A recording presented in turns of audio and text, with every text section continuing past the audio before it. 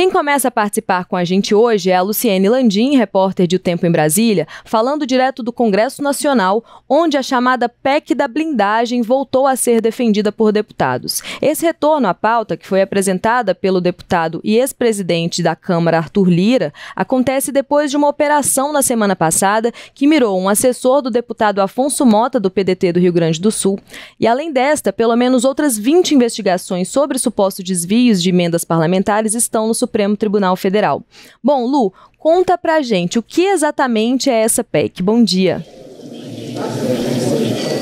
Olá, Dani, bom dia para você, bom dia a todos que nos acompanham. Como você falou, é uma proposta de emenda à Constituição que ficou conhecida como PEC da blindagem. Ela foi apresentada em 2021 e assinada aí por vários deputados, vários parlamentares aqui na Câmara dos Deputados. O objetivo dela agora, nesse momento, é definir procedimentos e critérios para operações policiais contra deputados e senadores e limitar o cumprimento de mandados de buscas e apreensões nos espaços institucionais do Congresso Nacional, ou seja, basicamente dentro de gabinetes institucionais. Esse texto, ele teve admissibilidade aprovada no plenário da Câmara dos Deputados em 2021. A admissibilidade é um passo que diz que esse texto ele pode tramitar, ele pode passar por comissões, pode ter o mérito, que é a base dele, votado. Então, ele teve essa admissibilidade aprovada em 2021 e foi enviado para uma comissão especial onde não chegou a ser discutido. Ele foi, por esses anos, praticamente engavetado pela falta de consenso e voltou ao debate e às negociações políticas nos bastidores no ano passado, especialmente depois de operações policiais contra os deputados Carlos Jordi e Alexandre Ramagem, os dois do PL do Rio de Janeiro. Esse texto, essa PEC, ela também era defendida pelo ex-presidente da Câmara dos Deputados, Arthur Lira, do PP de Alagoas, que chegou inclusive a rejeitar o título de PEC da blindagem, disse que isso era um exagero. E quando tomou posse, o novo presidente da Câmara, Hugo Mota, do Republicanos da Paraíba, também defendeu a garantia das prerrogativas e da imunidade parlamentar, sem fazer qualquer referência a essa PEC da blindagem, mas indicando que tem essa sim como uma bandeira da gestão dele aqui na Câmara dos Deputados, Dani. Elu, é curioso, né, essas movimentações que a gente tem visto nos últimos dias, nas últimas semanas no Congresso, né, depois nesse novo ano legislativo, nesse sentido de os deputados defenderem a própria, enfim, o próprio comportamento, as próprias ali, reduzirem até talvez a transparência ou garantias de que o trabalho vai ser feito sem nenhum tipo de, enfim, né, de corrupção ou de interesses escusos ali por trás que não sejam do povo, e é uma movimentação que vai muito ao contrário, né? Vai muito fora ali do que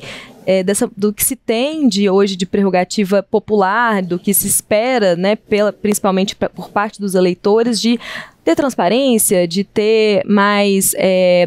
honestidade mesmo, né, de ter mais o político não ser tão não ter essa figura tão intocável, e é isso que essa PEC ali, assim, a impressão que se dá, e é o que se tem discutido muito, é essa blindagem que se dá mesmo para que eles tenham nos seus gabinetes, em seus escritórios oficiais, questões que não vão poder ser investigadas por outros poderes, o que é também uma prerrogativa da gestão, né, desses três poderes, do judiciário, do executivo e do legislativo. E qual que é o clima, Lu, no Congresso nesse sentido, assim, com essa PEC?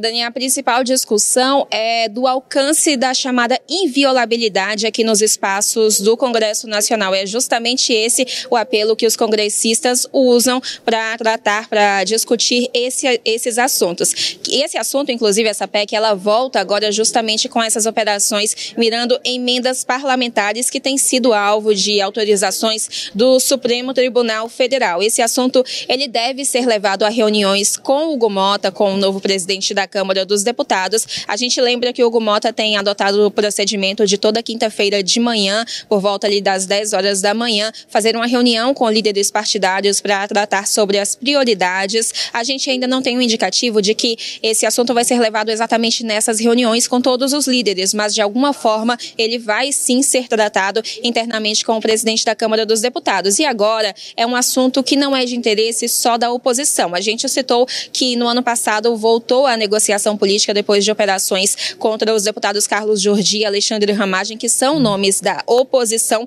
mas agora o sentimento é mais amplo. A gente lembra que na última semana o ministro do STF, Flávio Dino, autorizou ações contra o deputado Afonso Mota, do PDT do Rio Grande do Sul, para coibir supostos desvios em emendas parlamentares destinadas a ele para um hospital no Rio Grande do Sul. Ele não foi alvo da operação, mas um assessor dele sim. E houve buscas no apartamento funcional, porque esse assessor morava no apartamento funcional. Isso desagradou a cúpula da Câmara, que defende investigações, mas analisa que isso é um constrangimento que pode ser evitado. E também na última semana, o ministro do STF, Gilmar Mendes, deu 15 dias para que a Polícia Federal apresente um relatório sobre o suposto loteamento de prefeituras no Ceará, envolvendo justamente emendas parlamentares. São ao todo pelo menos 25 procedimentos abertos, mirando o uso irregular de recursos provenientes de emendas parlamentares, e esse deve ser o foco dessa retomada desse debate, Dani. A gente tem uma situação muito complicada aí, né, Lu, quando a gente para pensar assim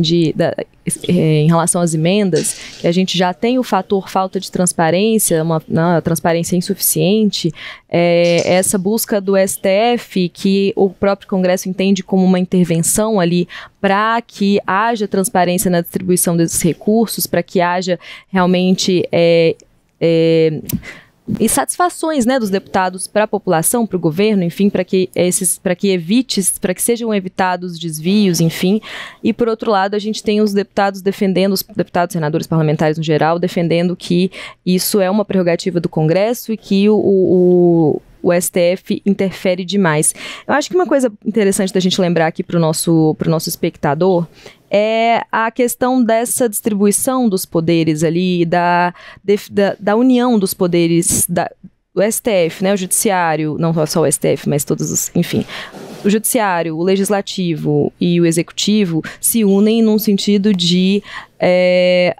fazer cumprir a Constituição, né, de governar, de trazer um bem-estar social para a população com base na Constituição, e o STF é quem tem ali esse papel de guardar essa Constituição. E muitas vezes o que acontece é que um desses poderes deixa de, por um motivo X ou Y, intencionalmente ou não, de cumprir algumas dessas prerrogativas, de cumprir algumas dessas exigências, digamos assim, constitucionais, e aí o outro tem o poder de, né, tem o dever até de regular essa situação, que é o sistema de freios e contrapesos, né, que é um poder, ele acaba ajudando ali a regular o outro. Mas existe a questão, é uma linha muito tênue, né, Lu, de você entender o que vai ali ser ultrapassar o poder, a atribuição de um poder específico e entrar na atribuição do outro. Então é uma briga que ela é muito complicada e que quem fica, na verdade, à mercê aí é o eleitor, que fica tendo que ouvir discursos de um lado e do outro